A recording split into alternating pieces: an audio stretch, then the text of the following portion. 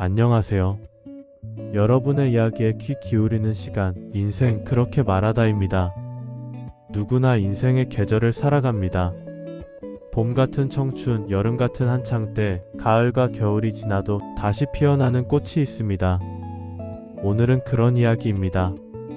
조금 늦었지만 더 깊고 향기롭게 피어난 인생 이막의 이야기들을 함께 나눠볼게요. 첫 번째 사연 49, 내 이름을 다시 부르다. 안녕하세요. 저는 올해 51살이 된 두 아이의 엄마이자 아내였던, 아니 지금은 이소연이라는 이름을 다시 찾은 사람입니다.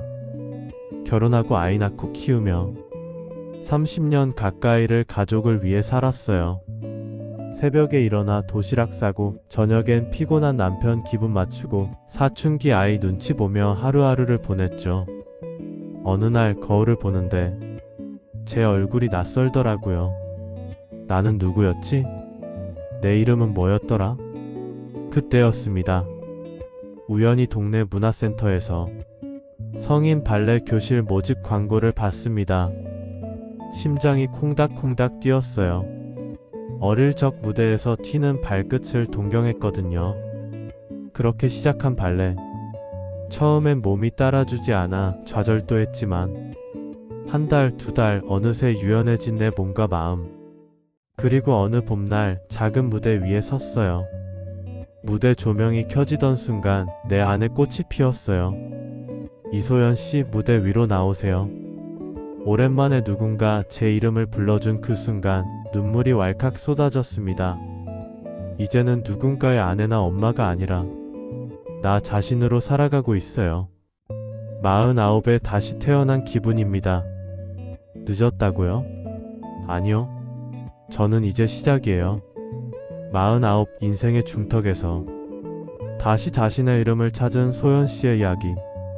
누군가의 아내, 엄마라는 이름도 소중하지만 나 자신으로 불리는 이름, 그건 정말 오랜 기다림 끝에 피어난 꽃 같네요. 소연 씨의 발레처럼 우리도 무대 위에 설 순간을 포기하지 말아야겠습니다. 두 번째 사연, 할아버지의 카메라. 제 이름은 박용남, 67살입니다. 은퇴 후 한동안 무기력했어요.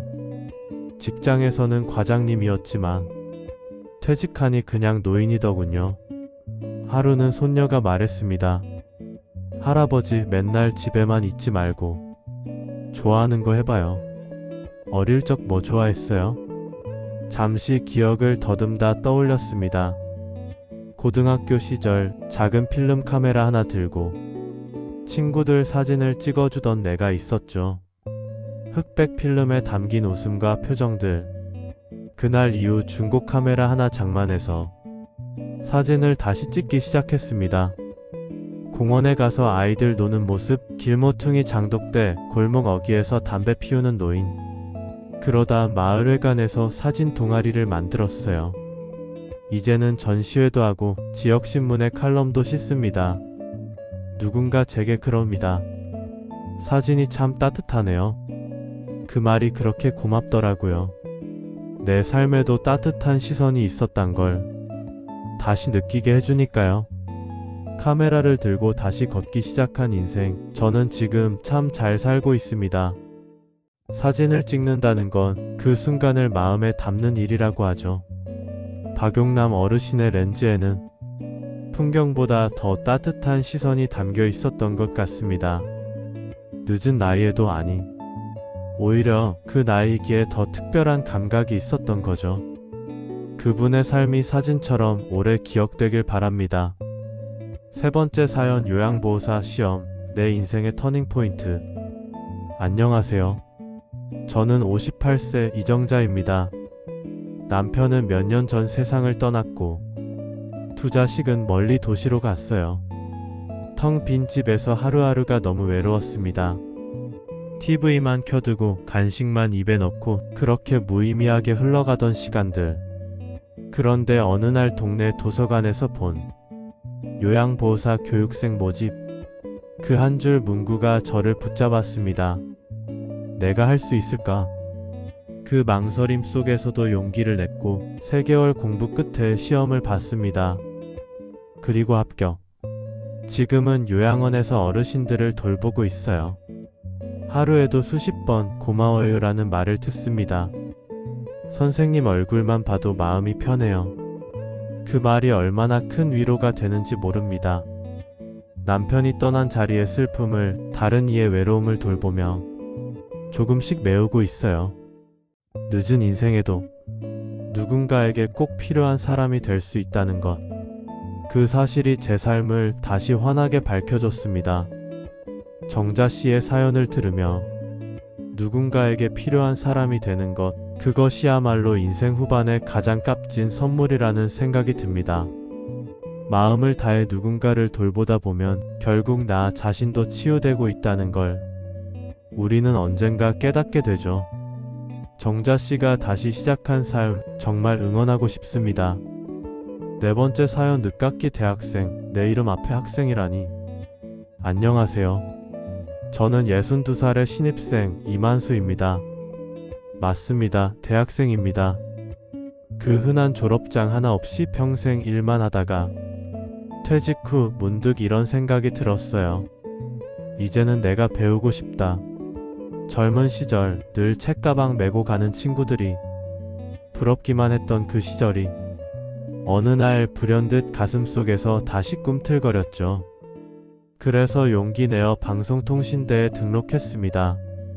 처음엔 컴퓨터도 낯설고 수업 듣는 것도 버거웠어요.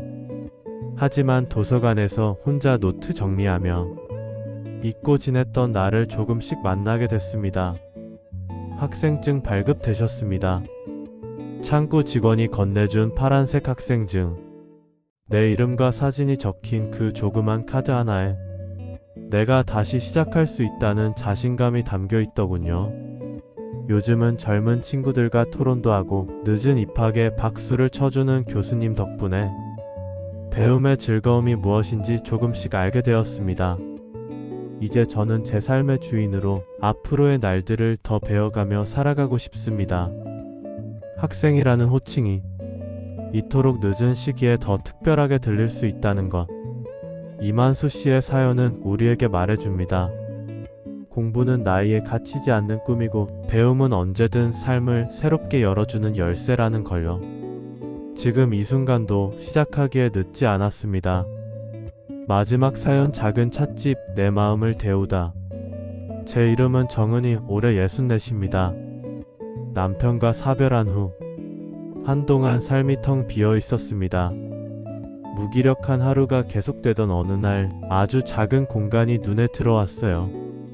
우리 동네 오래된 문방구 자리. 창고처럼 방치되어 있던 그곳이 왠지 모르게 따뜻해 보였어요. 여기서 차나 팔아볼까? 문득 든 생각이 마음에 파장을 일으켰습니다. 그렇게 몇 달을 준비하고 조심스레 문을 연 찻집 은희차방. 처음엔 손님도 없고 조용했지만 점점 동네 아주머니들, 혼자 책 읽는 젊은이들, 퇴근길 들리는 단골들이 생기기 시작했어요. 찻잔을 손에 쥐고 손님과 나누는 짧은 대화 속에서 제 마음도 조금씩 데워졌습니다.